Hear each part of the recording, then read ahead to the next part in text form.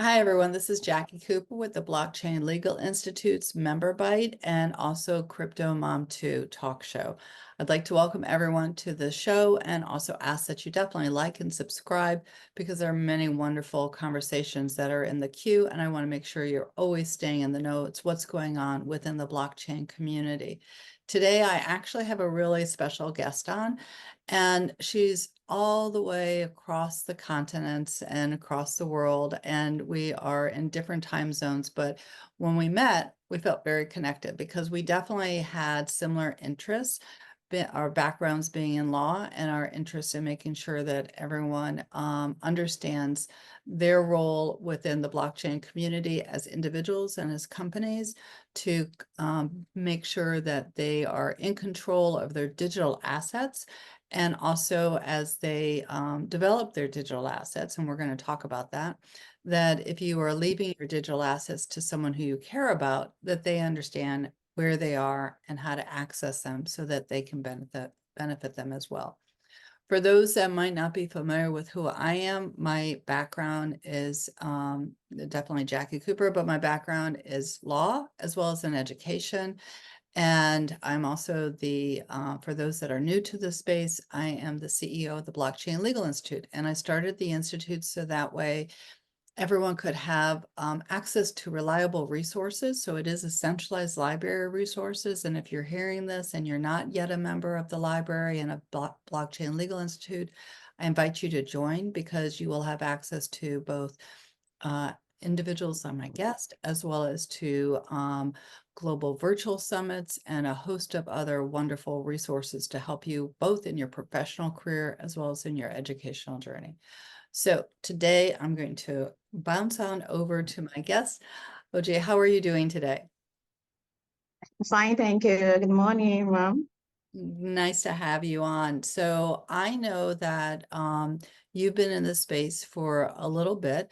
Let's chat first before we get into our topic today about your personal journey.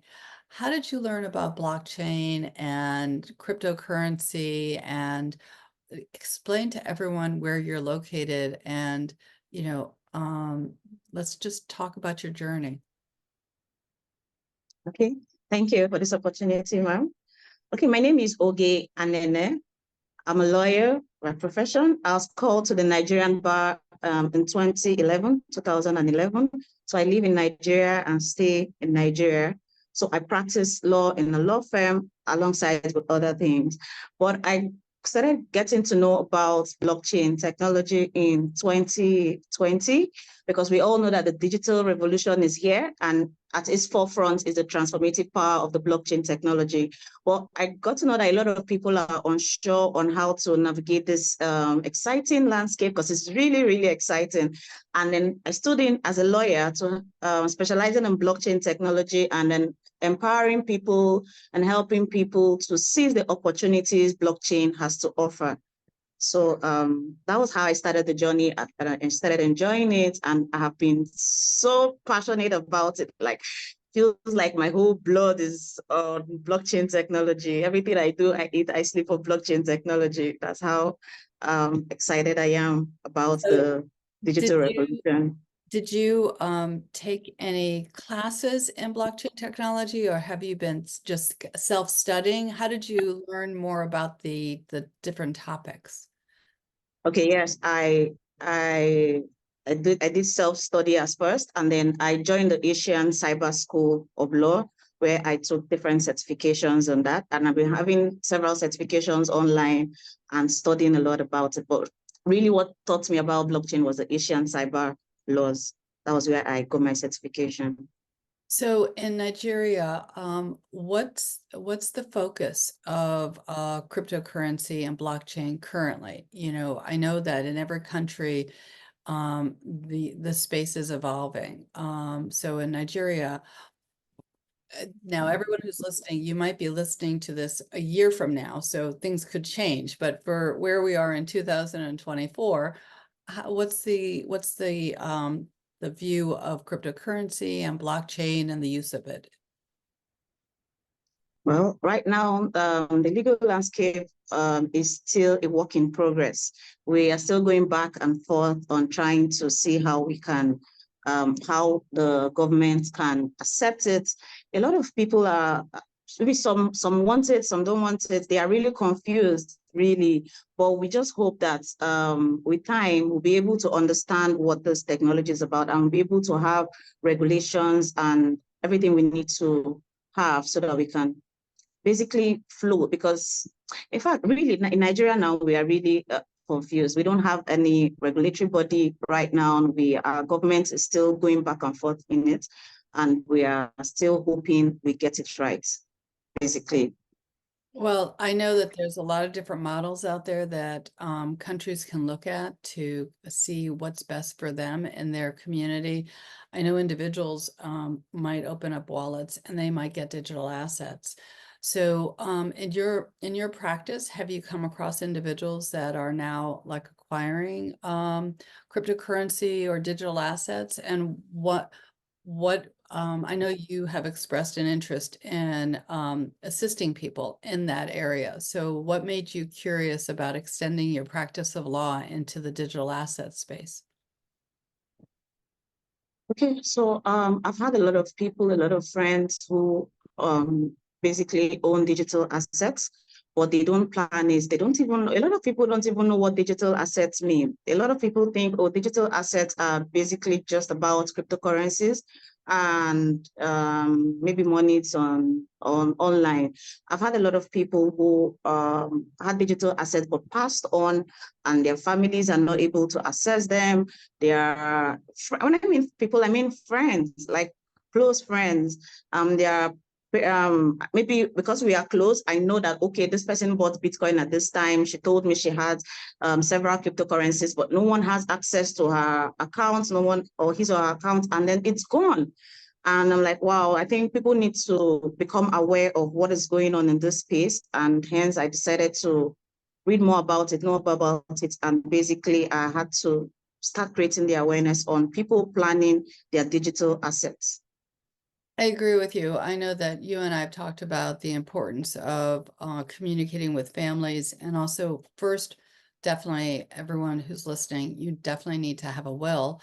You know, that's the first step. But at the same time that you're organizing the information for your will, you definitely have to think about what is a digital asset. And digital assets really are anything that's online. You know, whether it's your social media accounts, you know, like Facebook, LinkedIn, Instagram, you know, all that's a digital asset. And the information that you have on those accounts, your family needs to know how to access that. And then you have products and services that you might have online as well. What are the, you know, in terms of your experience of people organizing their digital assets, what have you found? Have they not known what to do, or, you know, when, or are they not sharing with their family members information about their assets? What's been your experience? Okay, first of all, I think people need to know what digital assets mean. Like you rightly said, they are basically valuable items that exist only in digital forms, right? They are basically stuffs you have online, just like things you own physically, like your car, your house, and all that.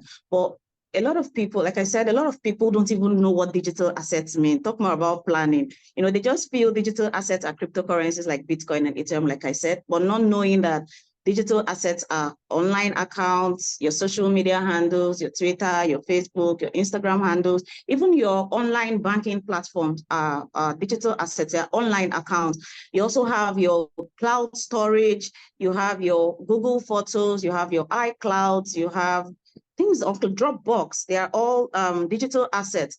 And you also have your online subscriptions and memberships.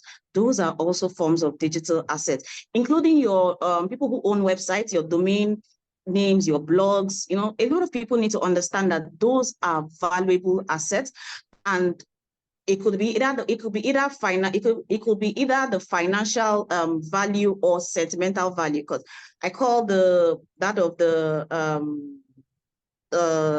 clouds, Google Photos, those are sentimental values. Those are values, right? And just like the way you plan your physical assets, you should also make sure that those online assets are handled properly so that when you are gone, there would not be issues in your family. So a lot of people need to understand that first. I haven't seen people planning. You know, when I talk to them about digital assets, like I said, they first think, oh, cryptocurrency. No, people have lots of misconceptions about the digital assets and all that. But I think first and foremost is letting them understand what it is and why it's important. And I also let them know that this is actually important because I had a friend who passed on, and I know she's very good at taking photos of her kids because we started that together. We always call it capturing memories, right? So we capture memories. Like I do have photos of my kids from since they've been 1, growing up till 10, you know, whenever they are doing anything, maybe we just capture the moment, maybe dancing, playing. And she passed, and nobody has access to. I think she lost her phone, and nobody till date, her kids don't have access to their 1-year photo. You can imagine that. And this is actually preserving precious memories. I'm sure they were stored on her clouds, but no one has access to them. Her family members don't have access to them. So imagine her kids growing up, and nowadays we no longer snap pictures and printing them out and having the physical copies. Everything is on her phone and they are all gone. So her kids do not have pictures of themselves growing up, and she has lots and lots of them. We don't have access to her account, her Gmail. Nobody has access to anything. So those are precious memories that we need to learn to preserve. They are actually assets. You know, you go out with your kids on vacation, you go out with your family on vacations. Meanwhile, you don't even have one picture to show for it. No, people need to learn that these are assets, and your iCloud, your Google Cloud needs to be saved. We talk about financial assets. Those financial assets are things like your bank details, your online platforms, your online apps. Those are financial assets. They need to be taken care of. You have even your privacy. What happens when you are gone? What happens to your Facebook account? What happens to your Instagram account? Do you want it just there, or do you want it taken down? Those things need to be planned for, right? But a lot of people don't even know that they should be doing that. What about your membership, your subscriptions? What happens to them? No one knows. So these things are important because you need to avoid confusions and conflicts in your family once you are gone, right? So these are things that I think people should know, and they don't even know, talking about planning. So it seems like 80% of the people are not planning. No, it's true. I really just experience people. I just experience people saying, "Oh, what is it? Oh, digital assets. Oh, you know, a lot of misconceptions come into it around, oh, digital assets. I don't have digital assets. I don't have money." No, digital assets are not just about having cryptocurrencies. They are basically all these things we have mentioned. Oh, a lot of people think, oh, at my age, I'm so young. I'm not. People think, oh, planning your digital assets are for the older ones. Anything can happen to anyone at any time. You know. You can't say they're for older ones. So a lot of misconceptions around that. So people need to be aware before planning. So the experience I have are all negative experiences, people not knowing about it, people not knowing how to plan and all that, and they think it's not valuable. Meanwhile, to me, my kids' pictures are very valuable, and I think it should be kept in a way that even when I'm gone, they can all have access to all their pictures and that. So that I call that sentimental value.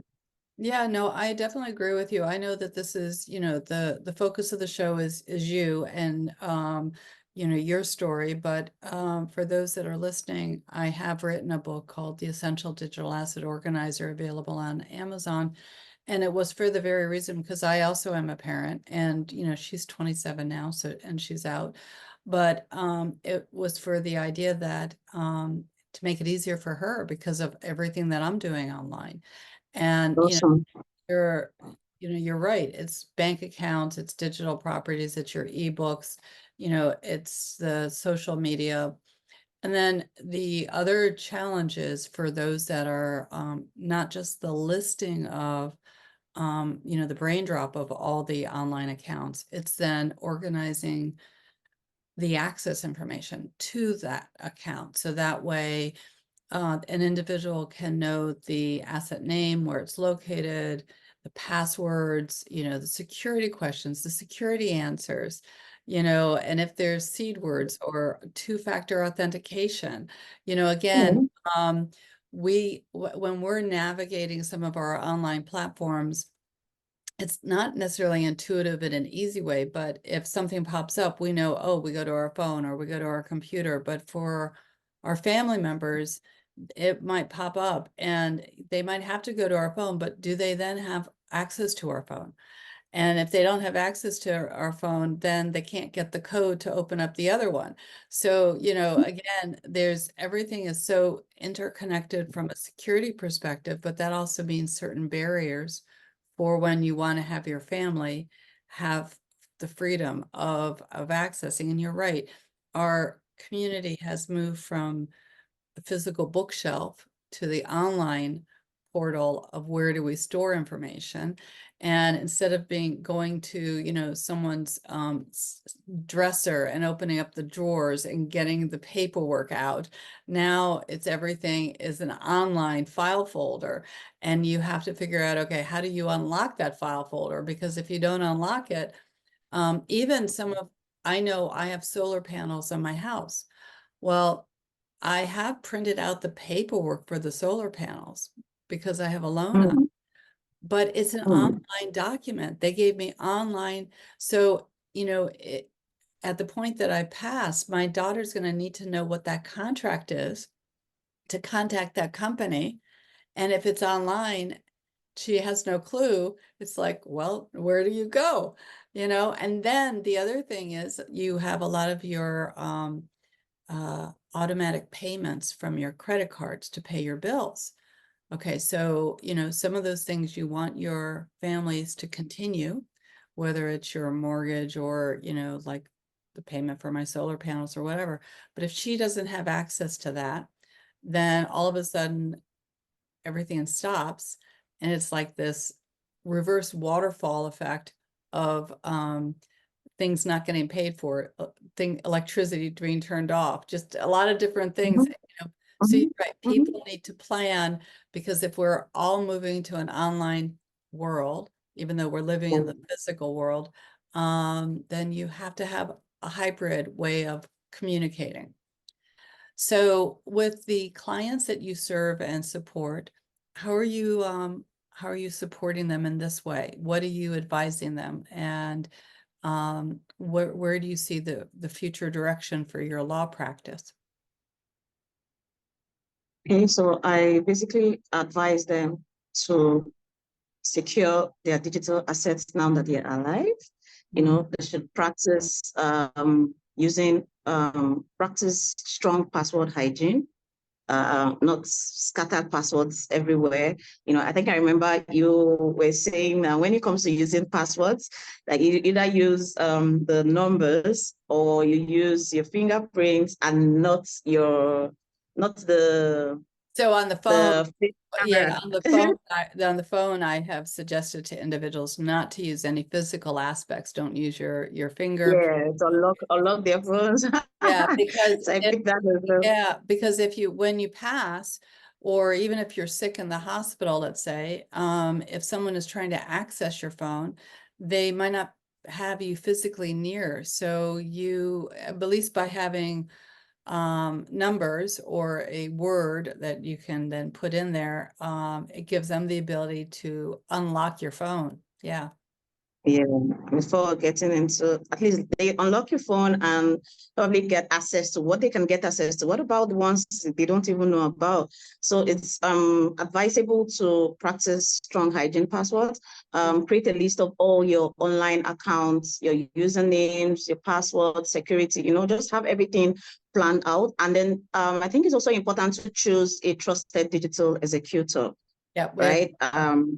Yeah, someone who is reliable, someone who understands the digital world, and someone who is also comfortable managing your online account, because especially when you are gone, so you don't just give it to anybody thinking, okay, because this person is my brother, so you have to give someone who understands the digital world, because it would help when you're gone. I also tell them to consider using the spreadsheet to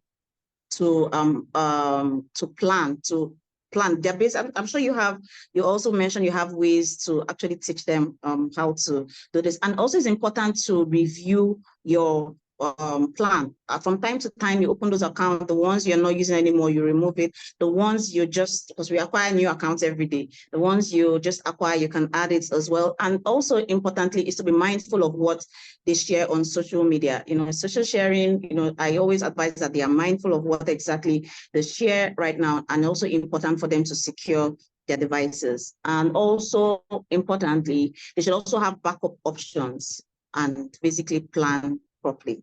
So that's what I advise them to do now that they are still alive, so that when they are gone, it will be quite easy for the family members to access their online world, basically.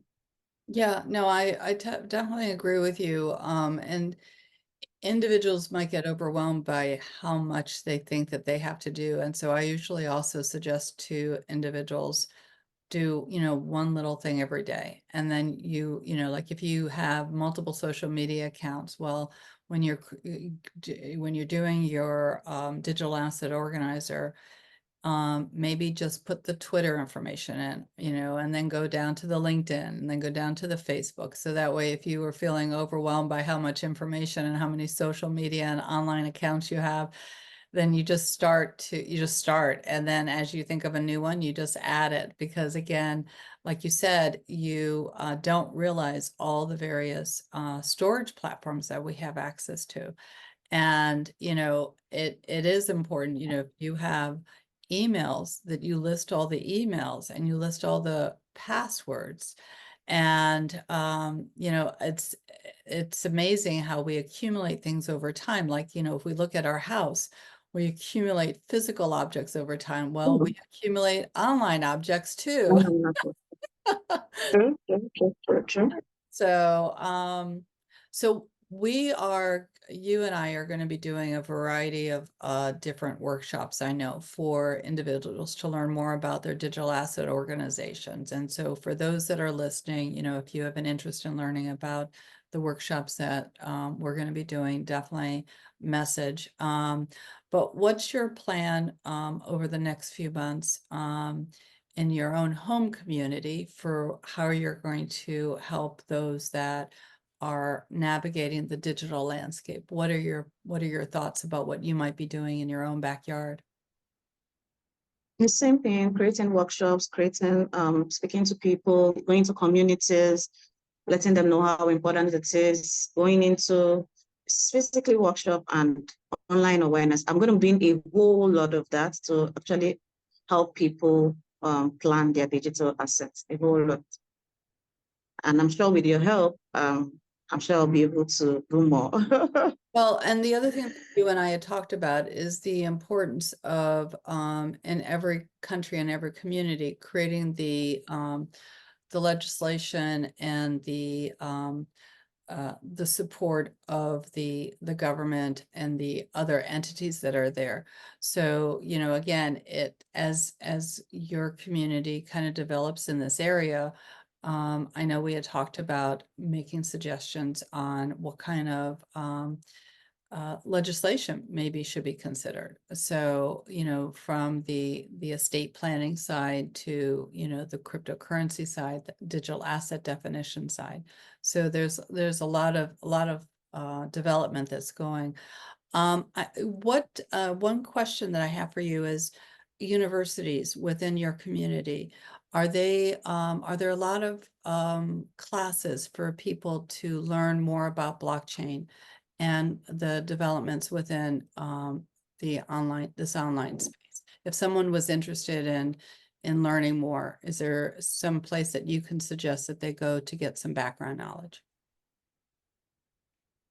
Yeah, I think I lost you at some point, but I think what you're asking, if people want to learn blockchain, if there are organized communities to help them with. Did I hear universities? Well, not in universities, but there are organizations, there are online communities, there are individuals who actually teach blockchain technology.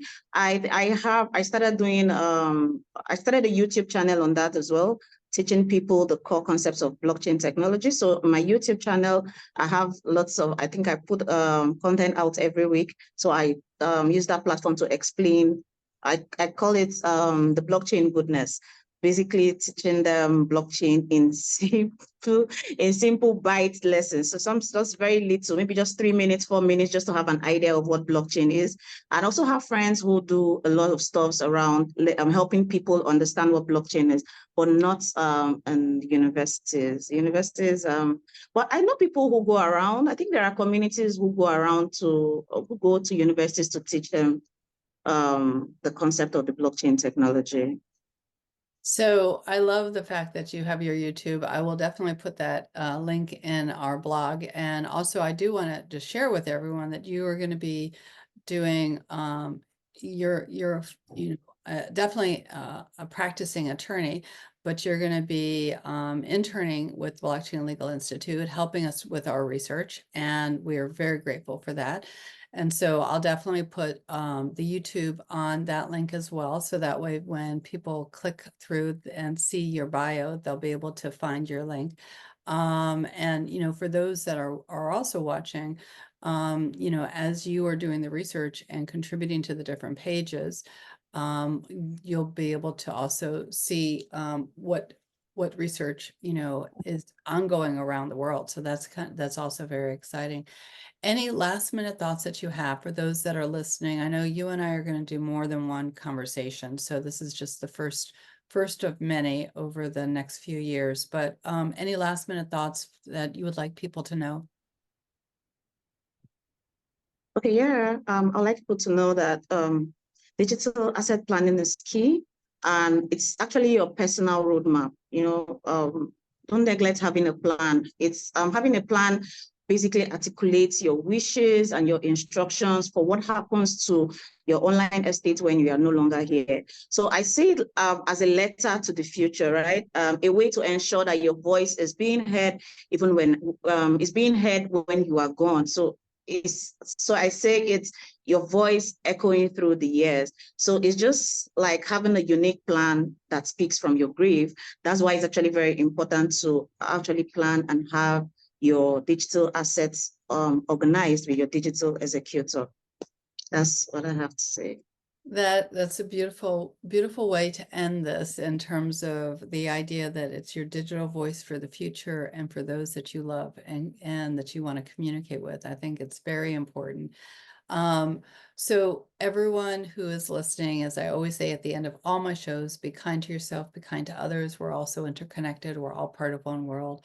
And today more than ever. And thank you so much for being on. I know that we are going to be doing more than one conversation.